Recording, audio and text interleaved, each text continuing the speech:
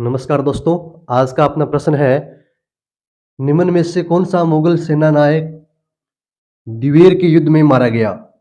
निम्न में से कौन सा मुगल सेना नायक दिवेर के युद्ध में मारा गया? चार ऑप्शन आपके सामने हैं। इन चारों ऑप्शनों में से जो सही ऑप्शन है उसका उत्तर आप कमेंट में जरूर लिखिएगा। पहला ऑप्शन है सुल्तान खां, दूसरा ऑप्शन है आसफ खां, तीसरा ऑप्शन है अब्दुल रहीम खान खाना और चौथा ऑप्शन है हकीम खां। तो दोस्तों इस प्रश्न का सही उत्तर है सुल्तान खां। सुल्तान खां दिवेर के युद्ध में मारा गया था। दिवेर के युद्ध से पहले एक घटना और घटी थी, उसके बारे में अपने चर्चा करेंगे। लेकिन सबसे पहले आपको मैं बता देता हूं, महाराणा प्रताप के शासनकाल के समय अकबर ने मेवाड़ को जीतने के लिए सन 1576 से लेकर 1585 तक कई बार आक्रमण किए, लेकिन उन आक्रमण में अकबर सफल नहीं रह पाया, महाराणा प्रताप को जीत नहीं पाया। कई बड़ी बड़ी उसे विपत्तियां झेलनी पड़ी अकबर को, लेकिन फिर भी वो बार बार आक्रमण करता रहा। लेकिन लास्ट में 1585 ईस्वी में हार मान गया अकबर। अब अकबर को पता चला कि अब अपनी पार नहीं पड़ने वाली है, और 1585 के बाद अकबर ने आक्रमण करने छोड़ दिए थे मेवाड़ पर, महाराणा प्रताप के शासनकाल के समय। तो सबसे पहले अपने देखते हैं शेरपुर घटना के बारे में। शेरपुर घटना, दोस्तों ये घटना सन 1580 को घटी थी। शेरपुर की घटना कब हुई थी? सन 1580।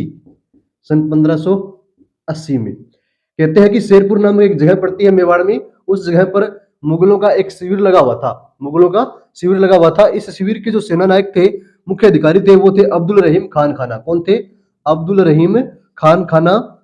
शेरपुर नामक जो मुगल सेना का शिविर लगा हुआ था उसका उसके मुख्य अधिकारी थे। कहते हैं कि इन अब्दुल रहीम खान खाना के परिवार की महिलाओं को जो कुंवर अमर सिंह है बंदी बनाकर ले आते हैं, और इस घटना के बारे में जब महाराणा प्रताप को पता चलता है तो उन महिलाओं को सह सामान वापस लौटा दिया जाता है, और अब्दुल रहीम खान खाना से महाराणा प्रताप क्षमा भी मांगते हैं इस घटना को लेकर, शेरपुर की घटना को लेकर, और कुंवर अमर सिंह को डांट लगाते हैं। तो शेरपुर की घटना कब हुई थी? 1580 में।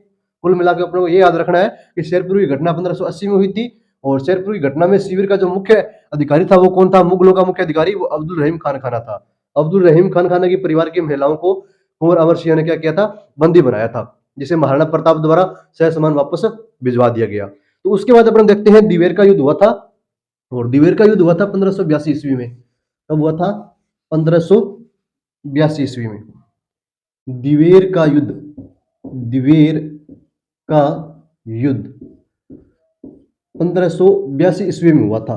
कब हुआ था? 1582 ईस्वी में। दिवेर नामक जो जगह है ना, ये राजसमंद में पड़ती है।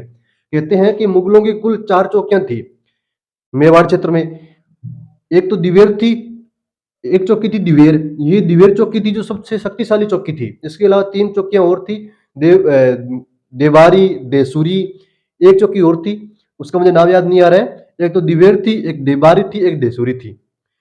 इन चौकियों में, इन चारों चौकियों में से कुल 4 चौकियां थी वैसे, चौथी का मुझे नाम नहीं याद आ रहा है।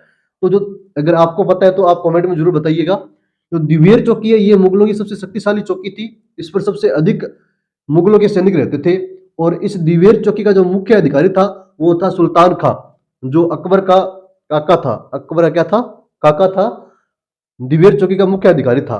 कहते हैं कि मुगल सैनिकों पर महाराणा प्रताप की सेना की एक छोटी टुकड़ी ने कुंवर अमर सिंह के नेतृत्व में इतना भयानक आक्रमण किया कि वहां के सैनिकों को भागना पड़ा, और जो उनके हाथ लगे ना उनको मार दिया। और इसके साथ ही सुल्तान खां को कुंवर अमर सिंह द्वारा मार दिया गया था। कहते हैं इस युद्ध में कुंवर अमर सिंह ने इतना जोर से सुल्तान खां पे वार किया कि उसे घोड़े सहित 2 भागों में काट दिया था। घोड़े सहित 2 भागों में काट दिया था। इसी घटना को लेकर दिवेर नामक स्थान को, यानी दिवेर के युद्ध को, दिवेर को मेवाड़ का मैराथन कहा जाता है। दिवेर को मेवाड़ का मैराथन, मेवाड़ का मैराथन कहते हैं। मैराथन इसलिए किसने कहा था? कर्नल जेम्स टोड ने कहा था। कर्नल जेम्स टोड ने, कर्नल जेम्स टोड ने मेवाड़ का मैराथन दिवेर को कहा था इस घटना को लेकर।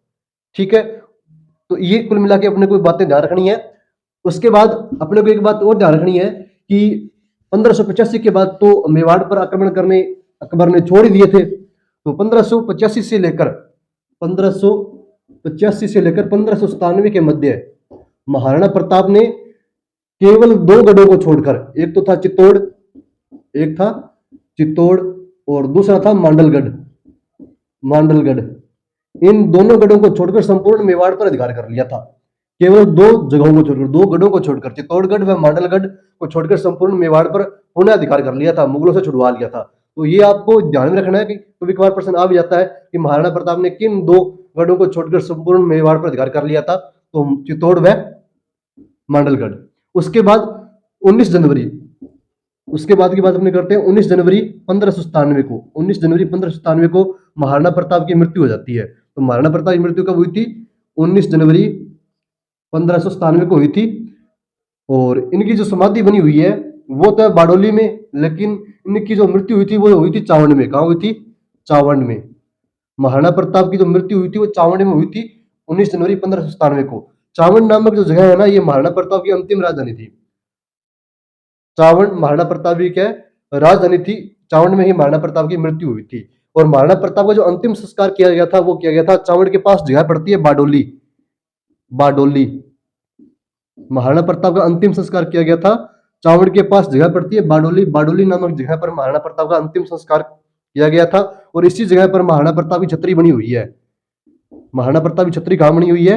बारडोली में। कहां बनी हुई है? बारडोली में, जो 8 खंभों की छतरी है। 8 खंभों की छतरी है। कितने खंभों की छतरी है? 8 खंभों की। तो कुल मिला के अपने को यह ध्यान रखना है कि 1585 से लेकर 97 के मध्य महाराणा प्रताप ने चित्तौड़ व मांडलगढ़ को छोड़कर संपूर्ण मेवाड़ पर अधिकार कर लिया था। ये वे जगह है जिनको महाराणा प्रताप मुगलों से स्वतंत्र नहीं करवा पाए थे, आजाद नहीं करवा पाए थे, मतलब उन्हें वापस उनसे नहीं ले पाए थे। फिर महाराणा प्रताप की मृत्यु हुई थी 19 जनवरी 1597 को। मृत्यु हुई थी चावंड में, लेकिन इनका अंतिम संस्कार किया गया था बारडोली में। और बारडोली में ही महाराणा प्रताप की छतरी बनी हुई है, जो 8 खंभों की छतरी है। तो ये अपनों ने शेरपुर की घटना और दिवर के युद्ध के बारे में जानकारी प्राप्त की है। तो आज की क्लास में अपने महाराणा प्रताप से संबंधित जो इतिहास है वो पूर्ण हो जाता है। ठीक है, तो आज की क्लास में इतना ही, और नेक्स्ट मिलेंगे जल्द ही अगली क्लास में। तब तक के लिए जय हिंद, जय भारत।